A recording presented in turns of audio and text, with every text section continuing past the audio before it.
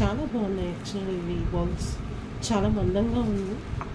And then 4 బౌల్స్తో పాటు మనకి 4 spoons కూడా వచ్చాయి.